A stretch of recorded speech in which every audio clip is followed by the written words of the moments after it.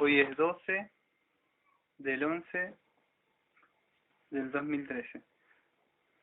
Estamos en este devocional para seguir considerando el libro de Romanos. No, Padre, le pedimos de su guía sobre este devocional. Dejamos nuestras cargas, como dice el Salmo 55:22, echa la carga sobre Yahvé. Y Él hará, dejamos todo en trono de gracia de usted para poder venir a considerar lo que dice su palabra, para poder aplicarlo en nuestras vidas.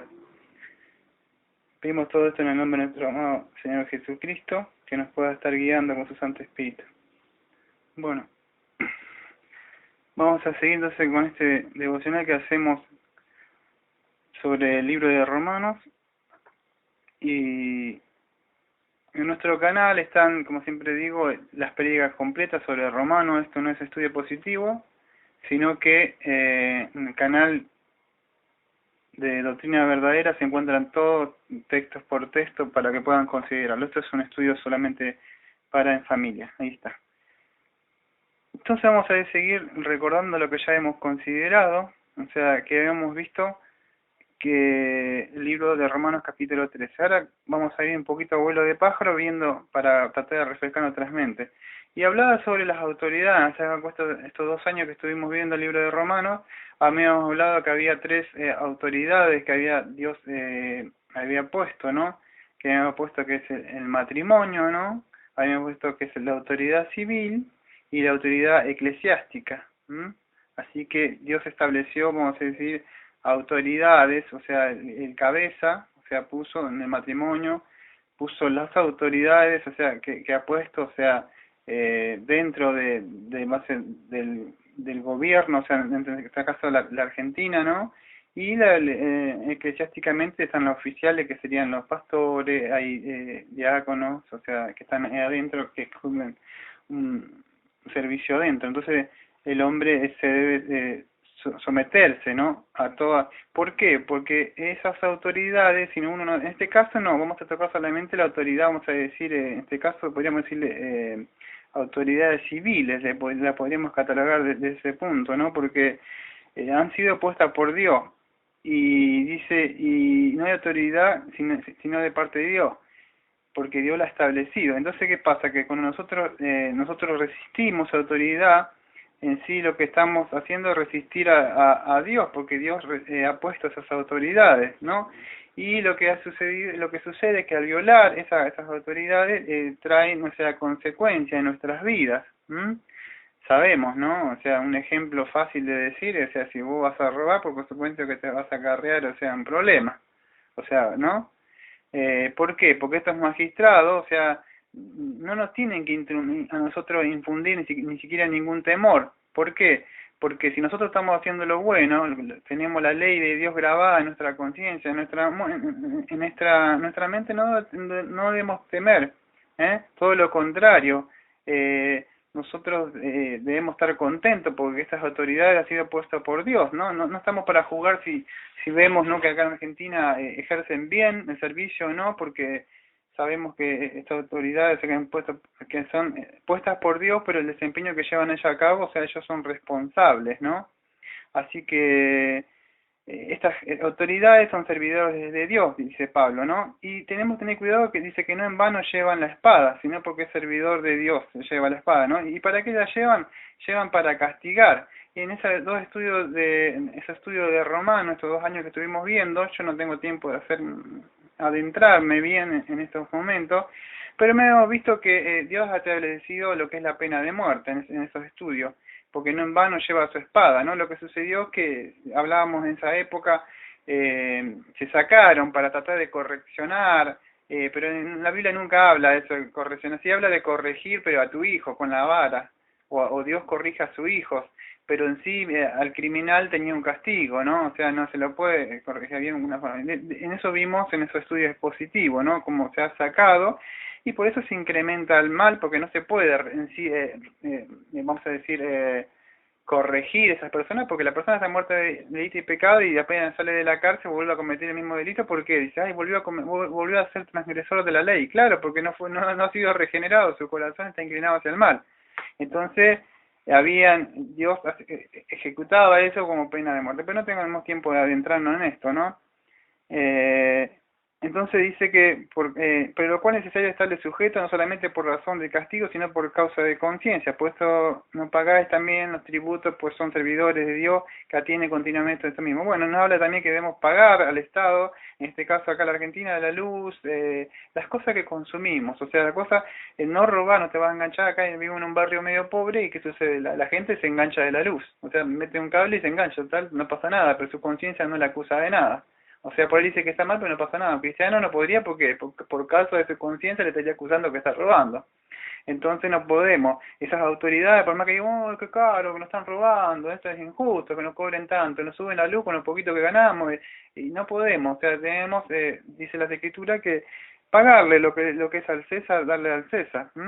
Entonces, pagarle lo que le debemos, el tributo, el que impuesto, el que respeto, el que honra. Y no deber nada a nadie, sino amar a unos a otros, porque el que ama al prójimo ha cumplido la ley. Y no tengo tiempo de explicar esto de que porque el que ama al prójimo ha cumplido la ley. Esto en sí no quiere decir que si, ya lo expliqué todo en el canal está. Lástima, espero no se molesten que soy repetitivo, para que, por si no me dicen, ay, no lo explica bien. No tengo tiempo, esos tiempos. Pero en una de las prédicas que subimos, explicábamos detalladamente que esto no quiere decir, Dios es amor, entonces si yo amo, cumplo la ley. Porque acá dice, acá el texto parece como que nos diera pie para esa interpretación, hacer una mala exegesis de eso, o vamos a decir una mala interpretación del texto, porque dice, porque el que ama al prójimo ha cumplido la ley, versículo 8, al terminar el versículo 8. Entonces, si yo amo al prójimo, con eso cumplo la ley, ya está. No está diciendo eso, en el canal está bien explicado, como lo expliqué, ¿no? O sea, acá no tengo tiempo de explicarlo.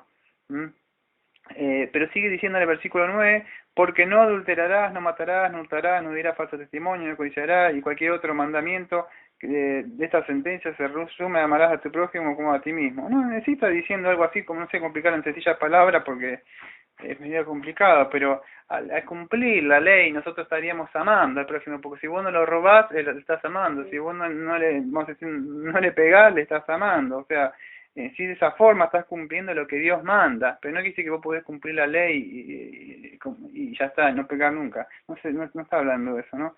Pues el amor no hace mal al prójimo, así que el mandamiento de la ley es el amor. O sea, ya hablamos también cuando hablábamos de la ley, también en esa confesión bautista 1689, que también nos tocó hablar un poco de esto, que llamaba el título de la ley de Dios. O sea, cuando hablaba de los mandamientos de Dios, hablaba un poco de esto, ¿no? O sea que Dios manda, o sea, en sí, todo esto se encaminado siempre es a amar al prójimo, ¿no? Y dice el versículo 6, y esto conociendo el tiempo, que ya es hora de levantarnos del sueño, porque ahora está más cerca de nosotros nuestra salvación que cuando creímos. Bueno, Pablo no está como exhortando, podríamos decir, porque conociendo el tiempo, o sea, está diciendo, debemos conocer los tiempos, no se está durmiendo ustedes, deben estar atentos a qué tiempo están viviendo ahora.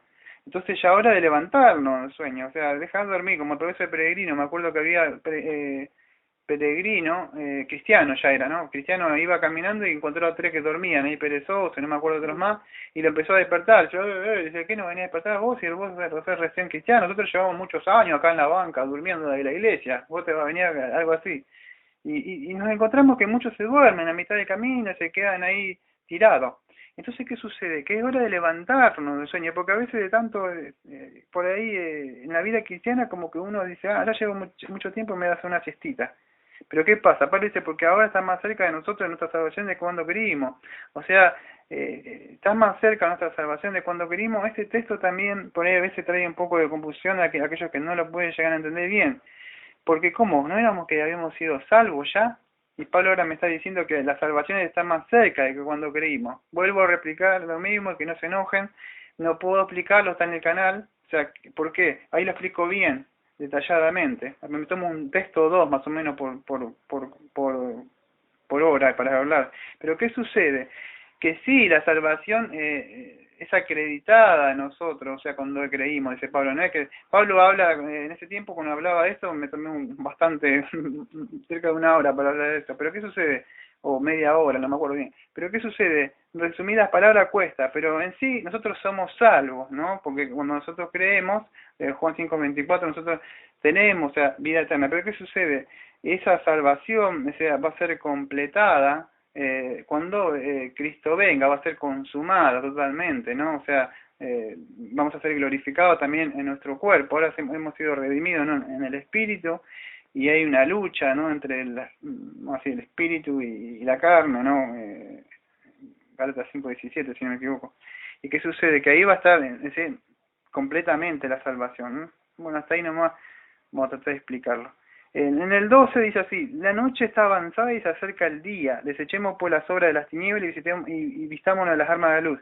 Bueno, Pablo está hablando de, ¿no?, que nos sigamos revistiendo del hombre interior, algo así estaría diciendo.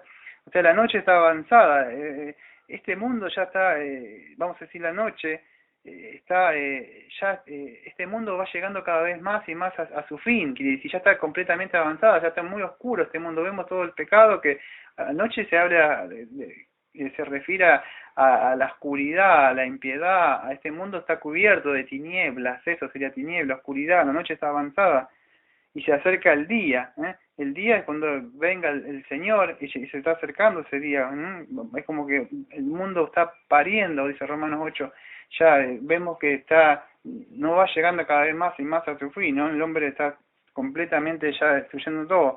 Entonces desechemos pues las obras de las tinieblas y vistamos de las armas de la luz, ¿no? Dice como dice en Gálatas 6, perdón, en Efesios 6 dice que nos vistamos, ¿no?, con las armas, la armadura, ¿no? Porque hay una guerra, siempre digo yo, y el cristiano debe entender eso, que deja dormir y estar con las armas de la luz que Cristo le ha dado. Y 13 dice: andemos como de día, honestamente, y no en glotonerías y borracheras, no en lujuria, lascivia, no en contienda y envidia. Entonces, andemos como de día, porque Dios es luz, dice la escritura primera de Juan, ¿no? Y Juan también. Entonces, como Dios es luz, debemos andar como ella, en luz, porque eso es lo que sucede.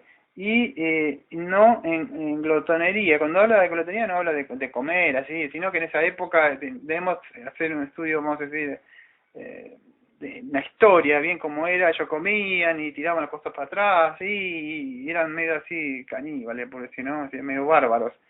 Vivían en fiesta, y eso es lo único que le importaba, no en borracheras, no eran así, no lujurias, lascivias, no contiendas, envidia, no es como vemos que vive el mundo, hoy no pasa nada, sino vestidos del Señor Jesucristo y no proveáis para los deseos de la carne. Entonces dice, ya el último versículo, que debemos vestirnos del Señor Jesucristo, debemos revestirnos de los atributos de Cristo, ¿no?, de que nos ha dado, ¿no?, de la forma de él, o sea, desechando, ¿no?, o sea, vamos a decir, el hombre interior, el viejo hombre, ¿no?, interior, o sea, que ya está muerto, pero sacarnos toda esa cosa vieja y tirarla, ¿no? O sea, y no proveáis para los deseos de la carne. Entonces no debemos proveer, ¿no? Bien el pecado, vamos a decir así, fue vencido. Romano, no tengo tiempo de hablar de esto, pues ya lo he hablado, pero en sí fue vencido, pero todavía quiere reinar, Romanos 6:14. Entonces él busca, el cristiano, o sea, conscientemente no va, pero él busca de formas que para ser alimentado, es como que estuviera gritando atrás de la reja, está ahí, preso, pero él sigue como buscando para que la persona le provea algo. En sí, uno al ser vencido, vamos a decir, uno es el que provee para ese deseo. Él no, porque antes vos lo hacías conscientemente, no pasaba nada, pecabas todo el tiempo, pero ahora es uno mismo que al ser vencido por esos deseos de concupiscencia, es uno mismo el culpable de proveer, pero porque fue vencido por ese pecado, ¿eh? O sea, no le podemos echar a nadie la culpa, sino que es uno mismo, bueno, vencido por el pecado, provee para eso. Esto es lo más sencillo que lo he podido hacer con el poco tiempo, porque lleva bastante tiempo, pero bueno, ¿se ha entendido más o menos alguna duda, algo de esto? ¿No? Bueno, vamos a orar y terminamos. Vamos, Padre, le agradecemos porque usted ha establecido este gobierno que tenemos acá en Argentina. Nosotros no estamos para juzgarlo, sino estamos para orar por la presidencia y por todos los que están ahí también. Le agradecemos, pedimos por la salvación de estas personas que están, porque no importa si son reyes, si son pobres, todos ante usted están condenados, están muertos en delito y pecado. Le pido por la presidencia, porque esté gobernando bien, por todos los reyes que hay. Le pido porque los hermanos se estén sujetando a estas autoridades, que por más que crean a veces vemos que parece que es injusto, y tratar de desechar las obras de la tiniebla, de revestirnos de Cristo y porque nuestra salvación está más cercana de cuando hemos creído. Gracias, como siempre decimos, de esta Iglesia Bautista de la Gracia. Amén. Amén.